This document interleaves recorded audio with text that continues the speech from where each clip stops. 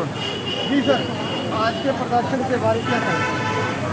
देखिए, आज यहाँ यमुना बाजार हनुमान मंदिर में हम लोग भगवान हनुमान से प्रार्थना करने आए हैं कि जो जज नक्सलवादियों को लगातार छोड़ रहे थे, जो देशद्रोही जज हैं, जिनके कारण हमारे केंद्रीय गृह मंत्री अमित शाह जी ने भी हाल में बोला था कि यदि वी सुदर्शन रेड्डी और एस.एस. निज्जर नाम के सर्वोच्च न्यायालय के जज सलवा जड़ूम जो छत्तीसगढ़ पर नक्सली आतंकवाद को रोकने के कारगर युद्ध लड़ाई थी, उस पर रोक नहीं लगाते तो नक्सलवाद 10 साल पहले खत्म हो जाता।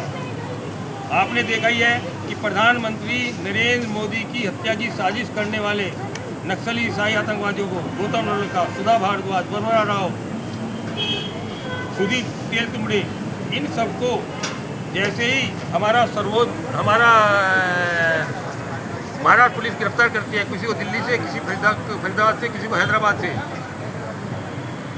सुबह 6 बजे गिरफ्तार करती है। देश के 3 उच्च न्यायालय, दिल्ली उच्च न्यायालय, पंचकुला उच्च न्यायालय, मुंबई उच्च न्यायालय, उनकी जमानत याचिका पर सुनवाई कर रहे थे जो हमारे प्रधानमंत्री को मारने चले। अभी उच्च न्यायालय में याचिका लंबित थी, सुनवाई चल रही थी।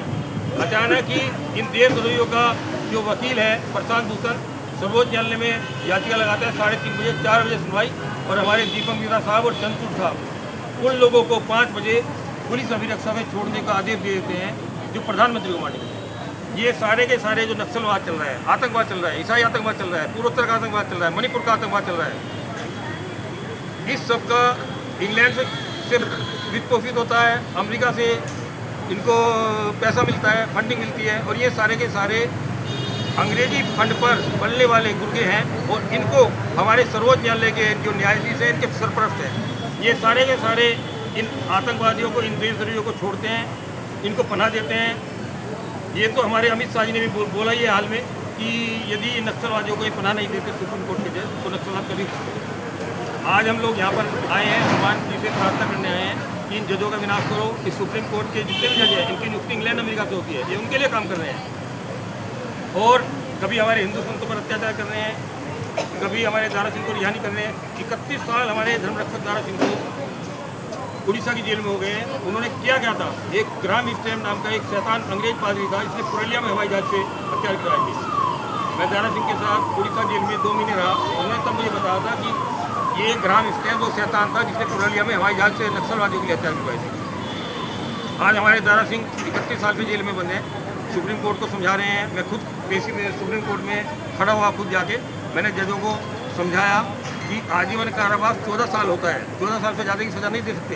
और जो नया कानून बना अभी, जो भारतीय नागरिक सुरक्षा संहिता है, उसकी धारा 474 है, वो कहती है कि आजीवन कारावास के कैदियों को 7 साल बाद सरकार याद करती है आधी सज़ा पर। 14 साल सज़ा होती है, किंतु यह अन्याय ही अन्याय चल रहा है।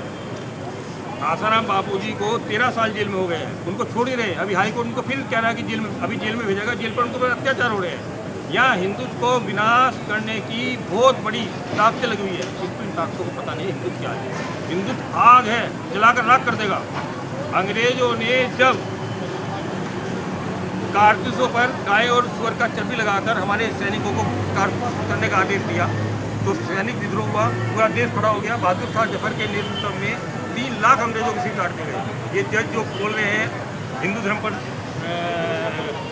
लगातार हमला कर रहे हैं, कभी फूल मूर्ति विसर्जन पर रोक लगाते हैं, कभी दिवाली पटाखे पर रोक लगाते हैं, कभी गाय को आवारा पशु कहकर उसको सड़कों में हटाते हैं, कभी कुत्ते को आवारा कुत्ते कहकर, जो हमारे पालतू कुत्तों को आवारा कुत्ते कहकर उनको अत्याचार कर रहे हैं, उनको पकड़ने का आदेश दे रहे हैं। जबकि पशु नियंत्रण कानून कुत्तों को पकड़े गए कुत्तों को उसी जगह छोड़ने का आदेश देता है, क्योंकि पारदीवाल जज नाम का जज कहता है नहीं, हम कानून से ऊपर हैं, वो पकड़े गए कुत्तों को जिस स्थान पर न छोड़ा जाए जिस स्थान पर उनको पकड़ा गया है। ये अपने आप को कानून से ऊपर समझ रहे हैं। अभी राष्ट्रपति जी ने 14 सवाल पूछे थे, क्योंकि अपने आप को कानून से ऊपर समझ रहे थे। जब 14 सवाल पूछे तो उनकी घिग्गी बट गई, 6 महीने तक तो उनको जवाब नहीं बना। एक 8वीं पास बच्चा भी 14 साल के जवाब दे सकता है। इनकी मीटिंग बैठती है और उसके बाद इनका जो बेईमानी थी वो सब उजागर हो गई है। यही बेईमानी इनको जजों की नियुक्ति में चल रही है।